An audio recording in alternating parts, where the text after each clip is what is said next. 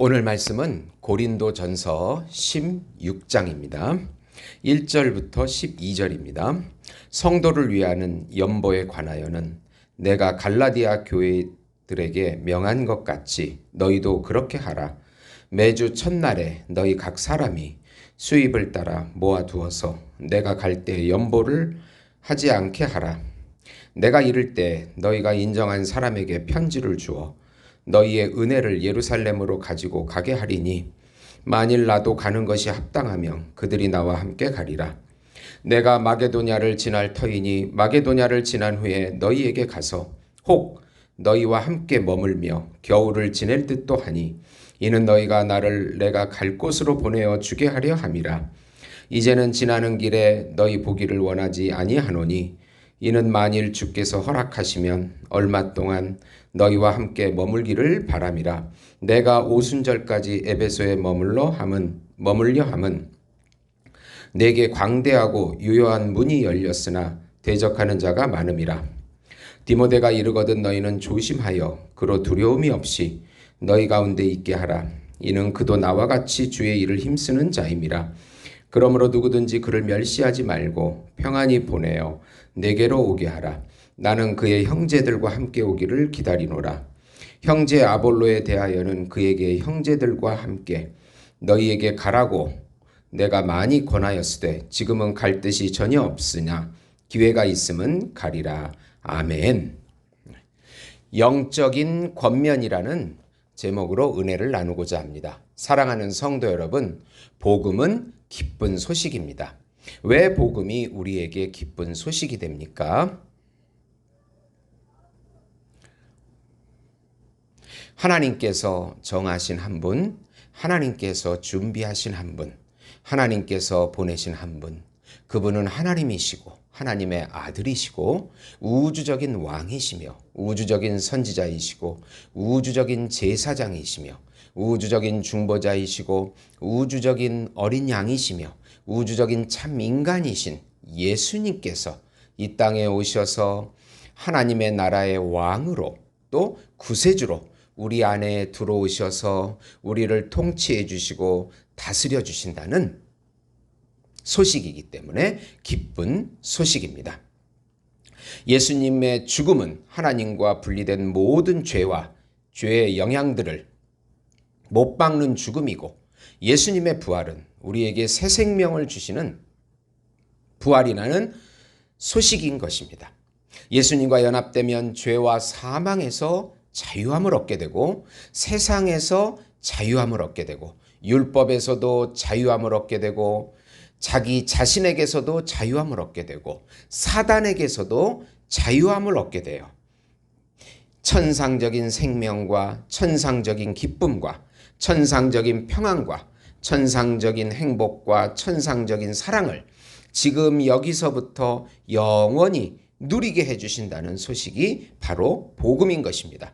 예수님을 소유한 것이 모든 것을 소유한 것입니다. 이 복음을 믿음으로 마음껏 누리시는 우리 성도 여러분이 되시기를 예수님의 이름으로 축원드립니다. 이제 오늘 고린도전서 16장 마지막 장입니다. 바울은 끝으로 권면을 하고 있는데 우선 고난당한 이웃교회를 위해 구제헌금을 준비해서 도우라는 내용입니다. 바울은 흉년과 박해로 고생하는 예루살렘 교회에 대한 구제헌금을 잘 준비하라고 합니다. 바울은 자신이 개척한 모든 교회들에게 이방 교회들에게 예루살렘을 향한 구제헌금을 준비시킵니다. 헌금은 바라는 것이 없이 주는 선물입니다. 이웃을 섬긴다는 표현입니다. 형제를 축복하는 것입니다. 바울은 이 헌금에 영적인 의미를 두고 있습니다. 온 이방 신자들이 헌물을 들고 예루살렘으로 몰려온다는 그 구약 예언의 말씀의 성취로 보기 때문입니다. 온 이방 민족도 하나님의 은혜를 받아 이스라엘과 같이 구원을 받는다는 놀라운 예언의 성취가 바로 바울의 선교 헌금, 구제 헌금, 모금에 있는 것입니다. 헌금은 미리 준비하라고 합니다. 그리고 고린도 교회 사람들 중에 하나를 뽑아서 그 헌금을 가져가게 합니다. 오해의 소지가 없기 위함입니다. 물질의 올바른 사용은 바른 신앙의 지표입니다. 물질을 나누지 않는다는 것은 거짓 사랑인 것입니다. 참 사랑은 반드시 물질을 나누게 되어 있습니다. 그리고 나눌 때 더욱 풍성해집니다. 바울은 지금은 아니지만 고린도에서 영적인 교제를 나누기를 바란다고 말씀합니다. 영적인 교제와 물질의 나눔은 신앙생활에서 기초요, 기본입니다.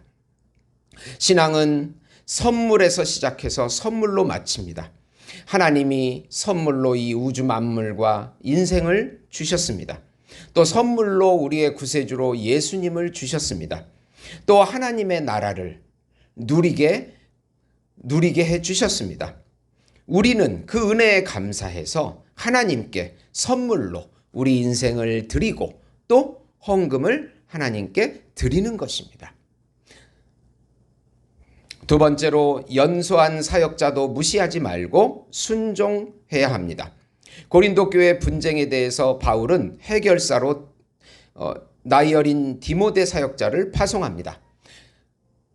아볼로 사역자가 고린도 교회에 사역하다가 분열이 일어나서 심한 상처를 받고 돌아왔습니다. 바울은 이제 디모데를 보내면서 편지를 미리 보내 고린도 교인들에게 당부시킵니다. 디모데 사역자에 대해서 조심하고 두려움이 없이 같이 있게 하라고 권면합니다. 연소하다고 멸시하지 말고 평안하게 다시 보내라고 합니다. 고린도 교회 교인들에게 디모데 사역자의 권위를 세워주는 것입니다. 고린도에서 심한 상처를 받고 온 아볼로 사역자는 다시는 고린도 교회에 가지 않겠다고 그런 뜻을 말했습니다. 교회가 분쟁에 휘말리면 사단이 역사하기에 항상 조심해야 합니다. 사단이 역사하면 서로가 한치의 양보가 없이 싸움을 합니다. 교회는 이단적인 교리가 아닌 이상은 자기 주장보다는 예수 안에서 화평을 택해야 하는 것입니다. 하나님이 보낸 사역자가 부족해 보여도 그에게 순종하는 태도를 보여주어야 하는 것입니다. 세 번째로 믿음에 굳게 서서 모든 일을 사랑으로 행하라. 바울은 고린도 교인들에게 마지막으로 권면합니다. 영적으로 깨어 있으라고 합니다. 거짓자의 생각과 감정에 속지 말고 예수님의 참자 새 자아로 살라는 것입니다. 남자답게 믿음에 굳게 서라고 합니다. 믿음은 예수님께서 내 안에서 동행하심을 굳게 믿는 것입니다. 그래서 남자답게 강해지라고 합니다. 그리고 모든 일을 사랑으로 행하라고 합니다. 모든 사역이 사랑의 동기여야 합니다. 사랑만이 신령한 최고의 은사요, 최종적인 열매이기 때문입니다. 우리의 삶에서 하나님께 인정받는 것은 오직 사랑의 열매입니다. 예수님을 사랑하지 않으면 저주를 받는다고 바울은 마지막에 강하게 말하고 있습니다. 주님 어서 오시옵소서라고 끝을 맺습니다. 예수 안에 모든 것이 해결되었다는 생각을 가지고 믿음으로 예수님으로 우리 마음을 채우고 예수님을 누리는 것, 그분의 사랑을 누려서 밖으로 표현하는 것, 그것이 바로 신앙인 것입니다. 하나님의 나라는 성령 안에서 의와 평강과 희락입니다. 하나님의 나라는 보이지 않습니다. 여기 있다 저기 있다 해도 현혹되지 마시고 우리 안에 있습니다. 우리 안에 보이지 않는 하나님 나라의 왕이 좌정하고 계십니다. 그분의 은혜를 받을 때 세상이 줄 수 없는 놀라운 평강과 희락과 안식을 누리는 나라가 바로 하나님의 나라인 것입니다. 그 나라의 침노에서 들어갈 때 놀라운 기적과 능력을 맛보게 될 것입니다. 사랑하는 성도 여러분, 이 시대가 얼마나 어렵습니까? 이제 4차 혁명 시대라고 그래서 이제 사람들이 어떻게 판단할 수도 없고 어떻게 예측할 수도 없는 그런 시대가, 변화의 시대가 되었습니다. 예수님께서 길과 진리와 생명이 되어 주십니다. 평강을 누리면서 예수님과 동행하면 예수님께서 반드시 우리의 길을 열어주실 것입니다. 믿음으로 모든 것을 누리시는 우리 예수목장교회 성도 여러분이 되시기를 예수님의 이름으로 축원드립니다. 기도하겠습니다.